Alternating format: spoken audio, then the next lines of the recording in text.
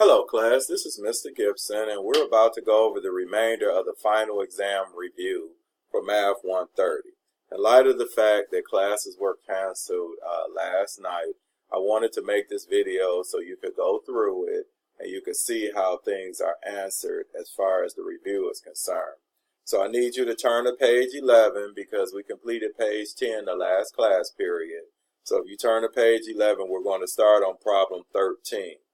Now, what I did with problem 13, I took the liberty of filling in the interest in dollars and the total balance just so that it wouldn't take as much time away from me actually recording the video. So let's get started. It says here, suppose you invest $3,500 in a savings account that pays 2.75% simple interest. Make a table showing the interest and the total balance in the account each year for 5 years. Now there's a couple key things that we need to look here. First of all, we notice that it's simple interest. So simple interest means that the interest that will be accumulated each year will be exactly the same. As you notice here, all of the interest in dollars are exactly the same. Now we also have the interest rate, which is 2.75%. which means that we need to change this to a decimal, which would be 0.0275. Okay, now, this is what we're supposed to do. We're supposed to take this 3,500 and multiply by the 0.0275. I know it's a little covered by the calculator, but you already saw that earlier. So we would take the 3,500 and multiply by 0.0275, and that gives us the $96.25 that we have to fill in for all fields. Now what we're supposed to do is continue to add this to the 3,500. So the first value would be 3,500 plus 96.25, which gives us $33,596.25. Then we add 96.25 and it will give us the next value. Then we will add 96.25 and it will give us the next value. So this is what would take care of the table. Now we come here to B. Now B states, write an equation showing the total balance at any given year. And it says to find your variables. Okay, first of all, we know this the dollar amount is increasing every year by $96.25. So we have our balance. Our balance is equal to the $96.25 and is multiplied by the years. So it'll be $96.25 times the years, and then we would add on the initial $3,500 we had.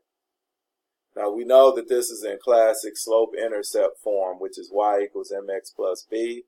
And instead of writing the word years, you could make that x and you could make balance y. Okay, now for C. It says use your equation to determine the total balance after 25 years. So we would take this balance and we would set it equal to $96.25 times 25, because 25 will replace the years, and then it'll be plus 3,500. So now what we would need to do is multiply and add. So we would take the $96.25 multiplied by 25 years and add the 3,500 to it.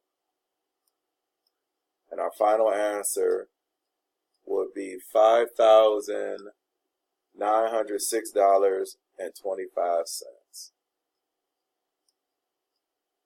And that is our final answer. Now we scroll down to problem 14. It says you decide to invest your income tax refund money in an account that gives compound interest. Your tax refund is $1,500 and the bank will give you 2.5% interest compounded yearly. Make a table showing interest and the total balance in the account for each year for 5 years. Now there's a couple key things here. First of all, we know we're dealing with compound interest. That means that the interest is not going to be the same from year to year. So what ends up happening is with compound interest, you get the interest for the first year and you add it to your initial balance, and then you will multiply again by your interest rate. And our interest rate here is 2.5%. So we'll rewrite that as 0.025. So this is what we would do. We would take our calculator, and what we would do is we would take 1,500 and multiply it by 0.025, and that would give us our $37.50. Now, of course, we add that to the 1,500, and that would give us $1,537.50. So we would take that value and multiply that by the 0.025. And that gives us our $38.44. Now, if you notice here, this decimal goes 4 places behind a decimal, but we know in our money system, we only go 2 digits behind a decimal. So that would give us $38.44, and then we would add it to our previous total balance, and we would keep repeating the same process all the way through. Now we come here to B. How much money will be in the account after 20 years? Now, since this is compound interest, we have to use this formula here. This y equals a times b to the x. And we know this represents exponential notation, which is compound interest. So what we would do here is this. Our A stands for our initial amount, which is the 1,500. Our B is our interest rate. Now, remember, our interest is increasing. So what we would have to do is add 100% to this 2.5%. So we know 100% plus 2.5% will give us 102.5%. Now we have to change that to a decimal, and that'll give us 1.025. So then this will be times 1.025. And then it'll be taken to the x power, which is the years. Now in this case, the years is 20 years. But if it was not indicated, we would leave it as an x. So we would take it to the 20th power. And then we have y is equal to, so we would take this value, 1,500 times 1.025. And we would take that to the 20th power. And we would get $2,457.92. And that is our final answer. Okay, now we come to problem 15. It says, what is the range of R values, correlation coefficient, for a trend line of a scatter plot? Explain what the numbers mean. Now listen, for the question that they're asking for the correlation coefficient of a trend line of a scatter plot, it basically goes like this. The lowest number is -1. The highest number it could be is 1. And it could fall in between these numbers. So we would have the R value, and this R value would be greater than or equal to -1, but it also would be less than or equal to 1. This is what the R value falls in between. Typically, we see R values basically as a decimal, but they can go as low as -1, but as high as +1. Now we scroll down here to 16. It says the graph below shows the mileage and selling price of 8 used cars. Okay, so we have this graph here. It says interpret the slope in terms of the real world context. Now our slope is a -0.0902, which is stated here in this formula. The slope is given to you. Okay, so now in a real world context, what this is basically saying is every year, well, not year, basically, for every mile, the value of the car decreases by 9 cents. Now the reason why I wrote it as 9 cents instead of this decimal is, instead of this 4-digit decimal, is that we do our number system as far as our money only to 2 decimal places. So this is a better representation of 9 cents instead of writing out the full slope as we see it here. Okay, now B, it says, what is the correlation coefficient? Now, if we go back here, go back up here, it tells us that the correlation coefficient is R. Now, if we look here at this graph, we're given R squared, so we need to find R. So what we would have to do here is take the square root of R squared and also the square root of R squared's answer, which is 0.5742. Now, we can put that in our calculator.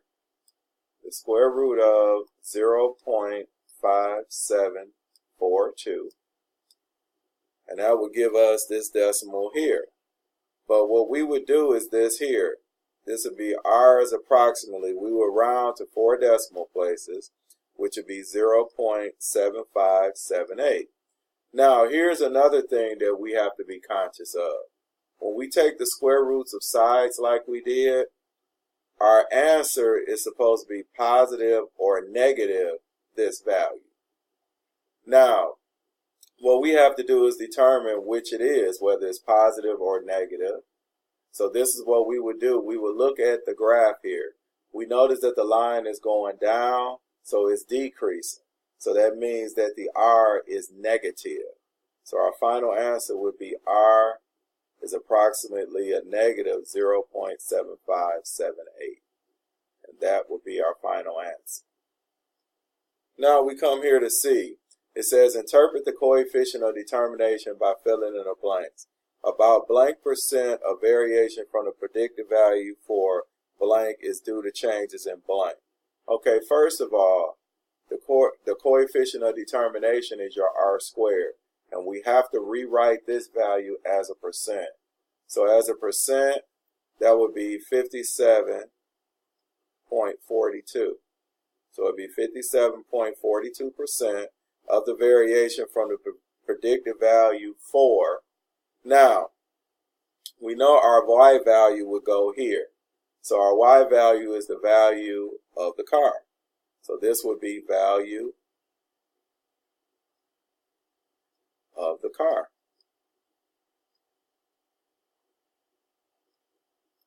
The value of the car is due to changes in car mileage, which is our X value. And that is our final answer. Now we go here to problem 17. It says the graph shows the population in Delaware in the years 1800 to 1860. It says estimate the population in Delaware in 1840. So year 1 is 1800. So we will go here to 40. This will represent 1840. And when we come here, it looks like it's actually right in the center. So that'll be 90,000. Now it says, did you use interpolation or extrapolation? We use interpolation.